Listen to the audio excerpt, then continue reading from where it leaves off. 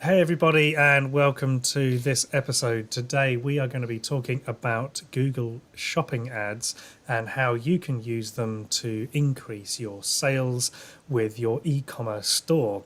So, before we get too stuck into it, Adam, do you want to just talk us through what Google shopping ads are and how they differ slightly from Google search ads?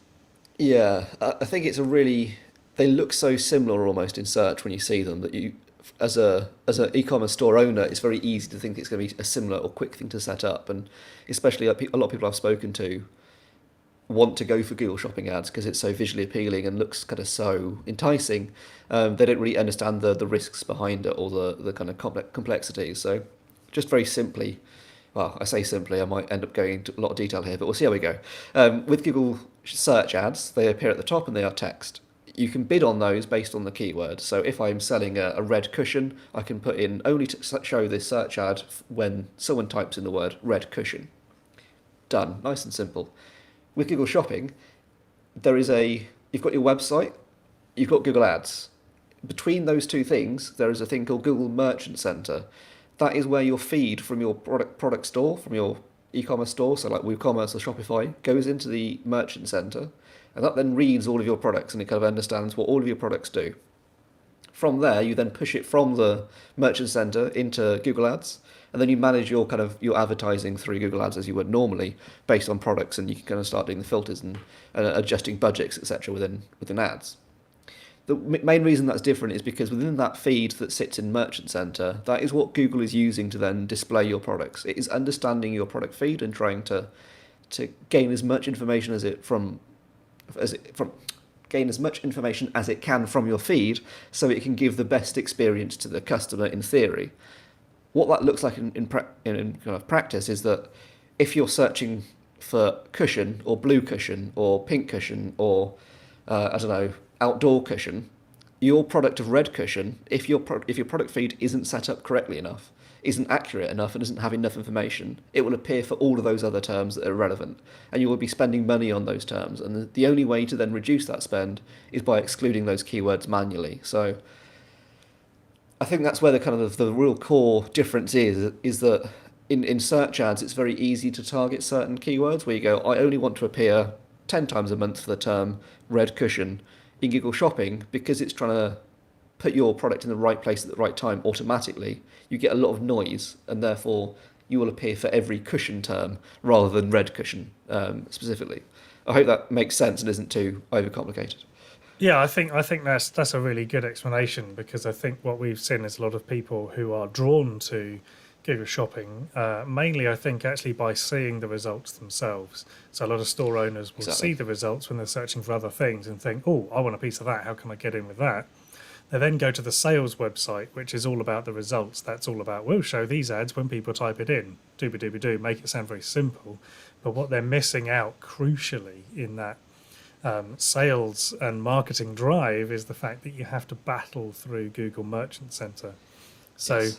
and again, Google Merchant Center has been massively oversimplified, I think, because a lot of stores like Shopify, WooCommerce, they they sort of say, "Oh, we feed directly into Google Merchant Center," and yes, they do.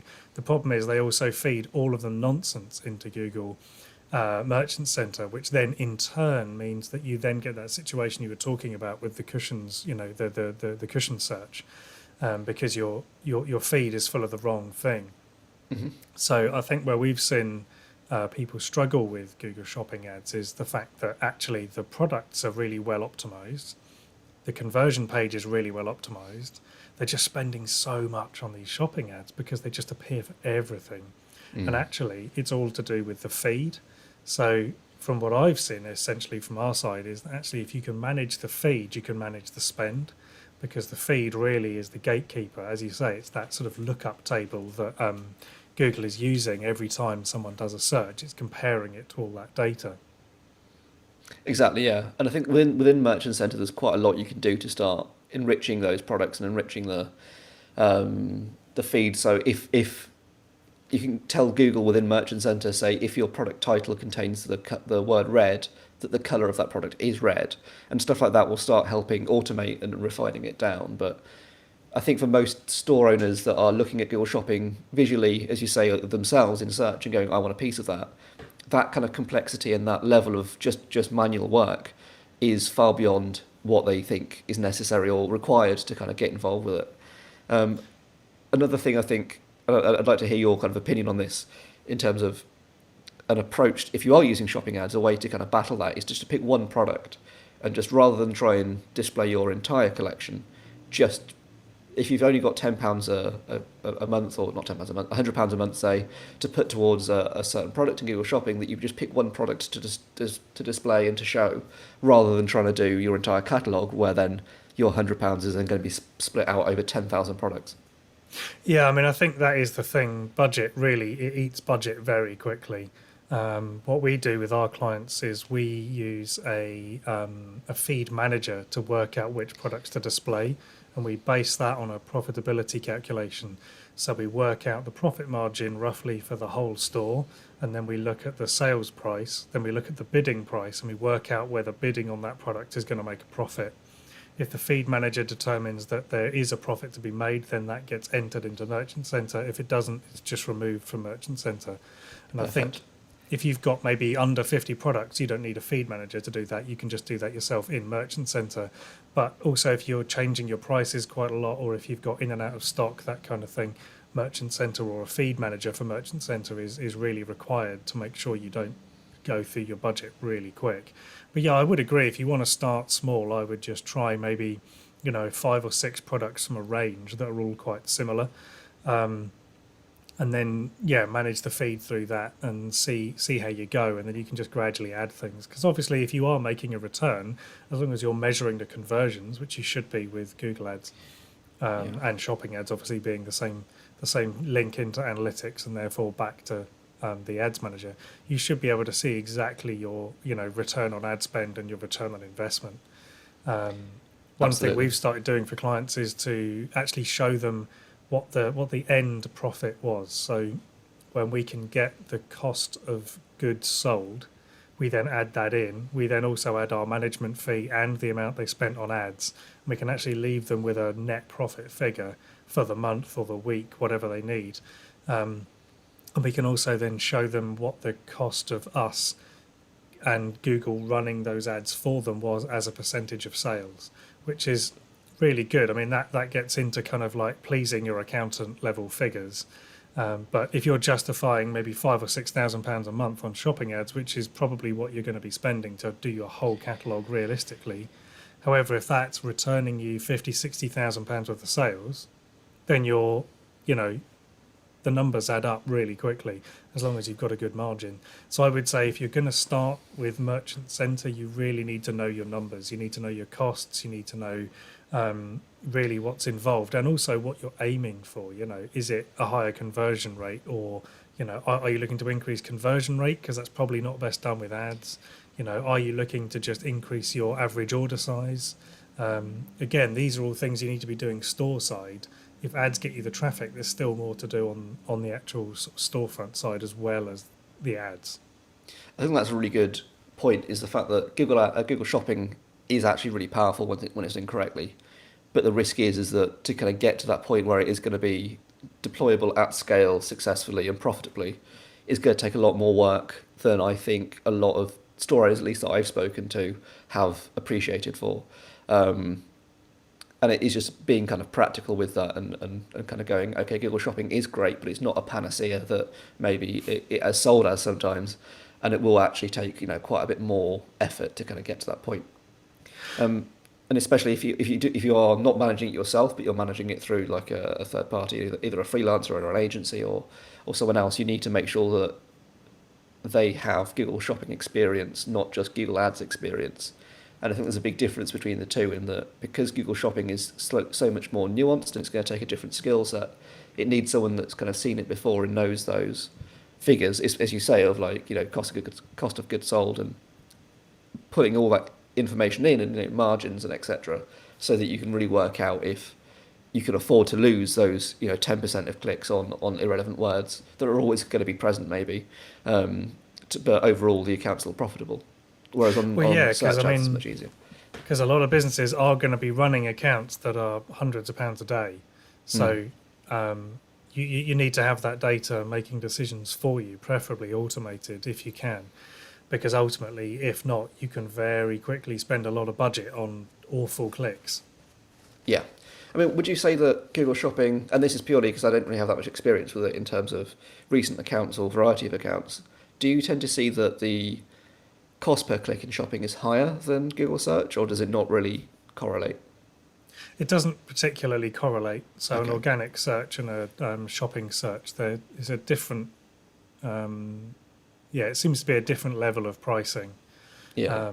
I think also because shopping ads are displayed to the kind of customer that Google knows will convert more often.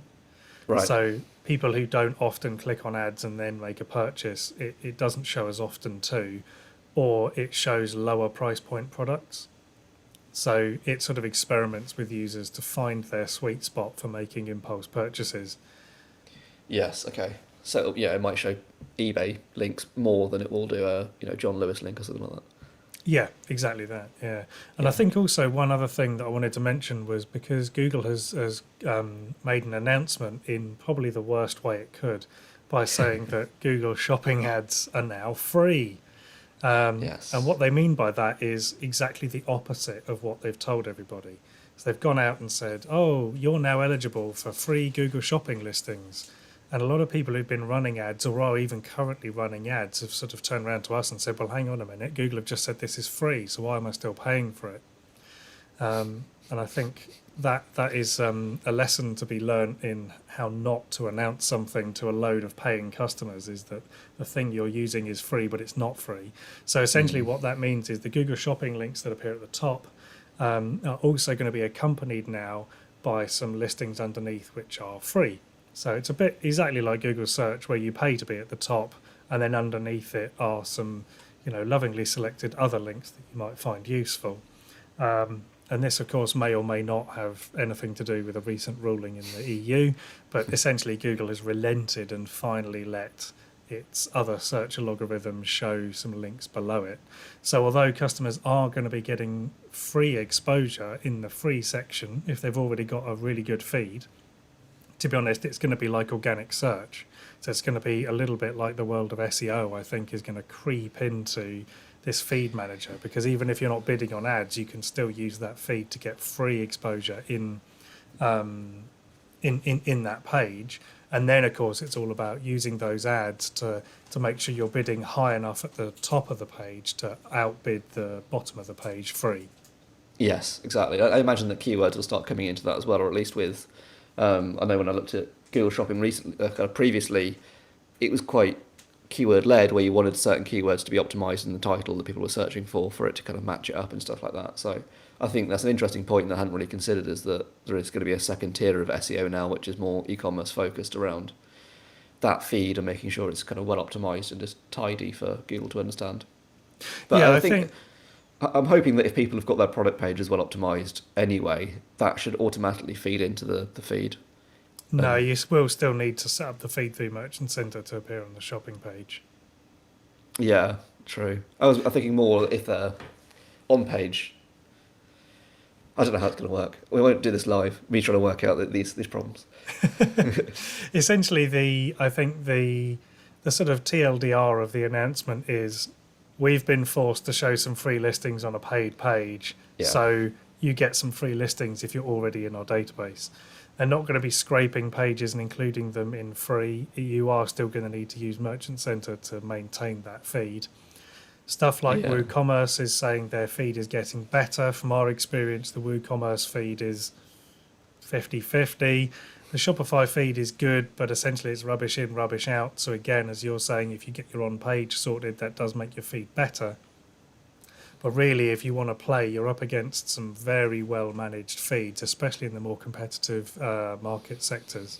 So where you need to be replacing out keywords, you need to be appending different terms, you need to be stripping out descriptions that make you appear in searches you don't want. There's lots of different tricks and things you can do with the feed to make sure you get the biggest bang for your buck. But ultimately, you've really got to make sure that your feed is performing as well as it can, to not only get what to do well in ads, but also to do well in those free listings. So I think you mentioned earlier about the agency and finding a good agency and finding someone who's got a lot of experience with shopping ads. Well, there's a couple of ways to do that, I would say. Number one is to ask the agency whether they've actually got some experience with shopping ads, and if they do, I would want to see some numbers on that. If Really anybody who's selling you ads won't show you numbers, it means they're either A, outsourcing it to someone who's really bad at it, or B, are so bad at it that their numbers aren't worth looking at, in which case I would highly recommend looking elsewhere. Any good agency or freelancer will be happy to show you performance stats live in Google of the accounts they're managing. The other thing I would say is that good agencies will be Google partners. And on the Google Partners badge on their website, the little logo, if you hover over it or click on it, it takes you to a Google page which tells you what they're good at. And a good agency should have search, and it should also have shopping ads, because it means they understand the difference, and it means they're running successful campaigns for both. So if in doubt with an agency, make sure that partner badge is a real badge and not just a logo. You should be able to click on it and end up on a Google site that tells you how good this agency are. And that should help you find someone credible and someone who can look after you properly. I think that's really important because I can't emphasize enough how different the two are in terms of setup and how much more information it needs and how much more kind of nuanced it is for them to be able to communicate effectively why their shopping ads are or aren't performing well. So yes, I think make sure if you are going to hire someone, then really do your research on them and make sure that they're actually credible rather than just a good agency. Yeah, that's excellent. Excellent advice. Okay, well, until next time, we'll see you later. Yes, thank you very much, Bye. and goodbye.